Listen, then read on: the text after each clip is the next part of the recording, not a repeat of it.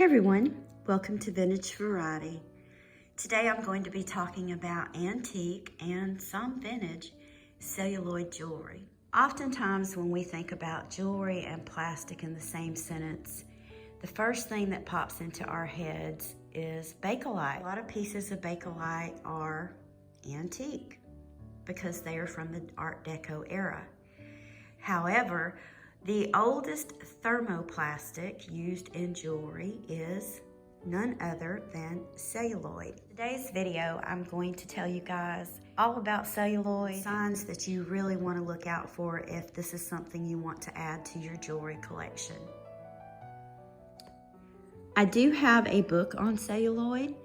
This is a collector's and reference guide to celluloid, and it contains a lot of different items. And we're going to look through this book as I tell you guys a little bit about celluloid jewelry. This is the beginning of the book, and you can see a picture of John Wesley Hyatt. It says he is an inventor of celluloid and the father of the modern plastics industry, and this isn't quite correct.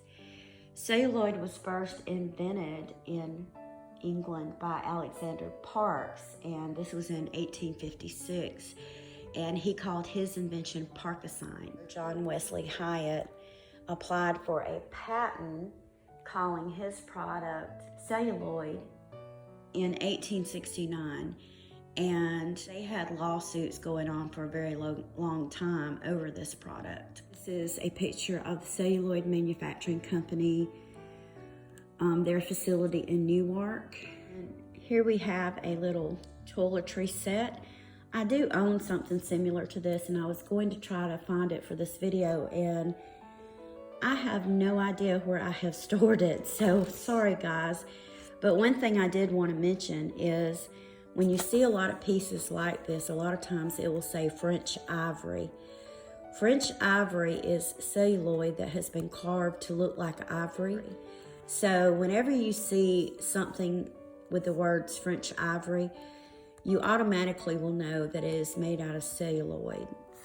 And a lot of items were made out of celluloid. Buttons, it was used in cinematography.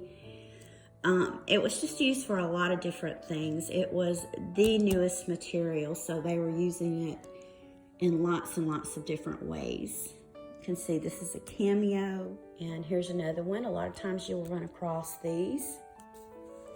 And here we have a necklace made of celluloid beads. This is from around 1890.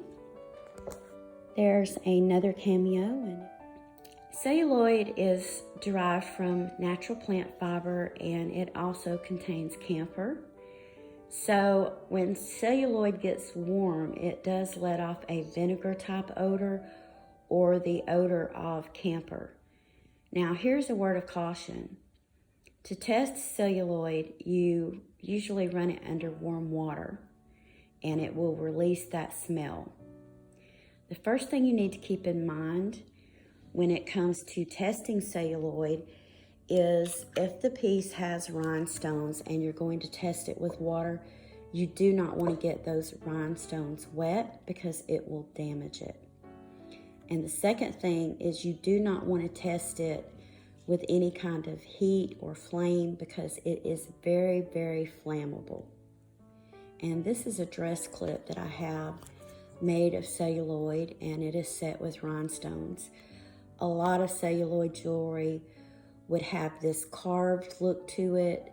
It would have a floral and leaf motif, and it would be set with rhinestones. Here are some more Cameos, and I also have a piece that's similar to this one I'm going to show you guys.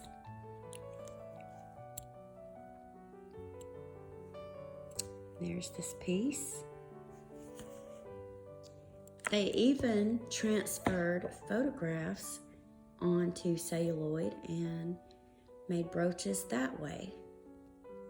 Here's another one, and then we have these little stick pins that are done in celluloid. This one also has photographs. So if you have celluloid pieces, one thing you want to keep in mind when storing them is you do not want to store them in a place where they can't get air or they are near heat. or in the sunlight even. So for example, you wouldn't want to store them in an attic. You want to store them in a cool, dry place. Also, do not want to keep these in any kind of a plastic bag or anything like that. You want them to be able to breathe. Another thing, and this holds true with all jewelry, not just vintage and antique jewelry, you do not want your pieces to come in contact with lotions, creams, oils, makeup, hairspray, or perfume. All those things can damage pieces of jewelry. And another little piece, this one is a glitzy two-piece buckle molded in translucent amber celluloid. And those bracelets are done in celluloid there. I recommend storing your celluloid wrapped in acid-free tissue paper and keeping it in perhaps an acid-free box, or maybe you want to keep it in a drawer. But one thing to keep in mind is you do not want the pieces touching. And I don't like to store my jewelry with the pieces touching regardless, because I don't want it bumping against each other and doing damage. But with celluloid, this is highly important because celluloid can become diseased, and that disease is known as celluloid rot. I'm going to show you a piece of celluloid that is diseased that is in my collection. This is a very pretty carved bracelet done in celluloid. You can run across these quite often, and this is a typical celluloid bracelet. So when you see pieces like this, you know it's celluloid, but I want you to look at this. Do you see that crack? That is a sure sign of celluloid rot. Now, the cause of this is unknown. I believe it's simply that over time, some of these pieces break down for one reason or another. But if you own pieces of celluloid, the reason you want to store them separately is because this can transfer from one piece to another. So if you have a piece that's infected, it can easily transfer to your other pieces of celluloid. And if you own celluloid, you want to take the pieces out and examine them thoroughly every so often. And what you're going to look for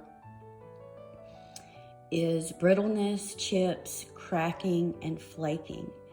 And if you see any of those things, then that is a sure sign that your piece has celluloid rot. And there's nothing you can do about it. It's really sad that this bracelet has that. Here's some celluloid pieces from the Art Deco era, and these are done in black. And here's a piece from my collection that is similar. And then here are some more pieces.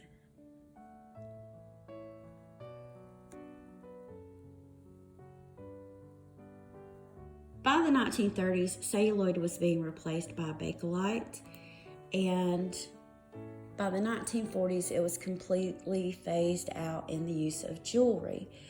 Part of that reason is it was very expensive to produce. These are buckles and shoe clips. Look, the heel of a shoe has a wood base and has been covered with a sheet of celluloid. Look at these brooches. These are also done in celluloid. And I have something similar to this I'm going to show you guys. It's very pretty. I'm guessing that they either transferred a picture onto the celluloid, or maybe they just had a picture and just poured the celluloid over it. Here's some more. I really like this orange color. Isn't that pretty? And I do have some pieces like this in my collection I'm going to show you guys. It's a very tiny dress clip. You see it's carved and it's got this coral looking color. Maybe this was an imitation of coral. Very tiny.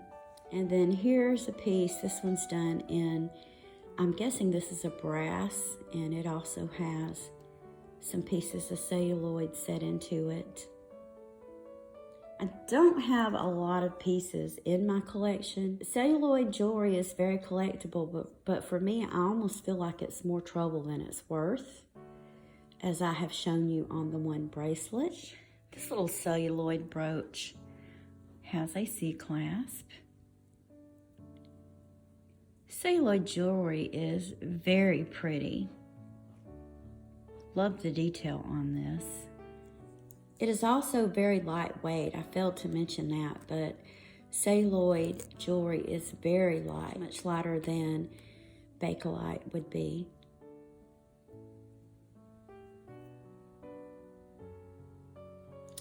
This one is very old. It has the tube hinge and a C-clasp. Look at this piece. This one almost looks like wax. Here's a piece I've shown before. This is a dress clip, and it is carved to look like ivory.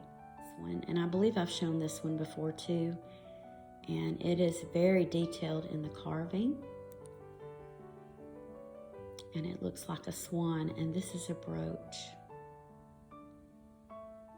So this is some information that I hope will be useful to you as a collector. As I mentioned before, celluloid was used in many different things. So whether you collect vintage or antique jewelry or something else, a lot of times you will run across pieces that will be made out of celluloid. I want to thank you guys so much for your lovely comments and for watching my videos and subscribing to my channel. It really does mean a lot to me. If you haven't already, please like, subscribe, and ring the bell for notifications on more videos about collecting vintage and antique items. It costs nothing to subscribe, and by doing so, you are helping me grow my channel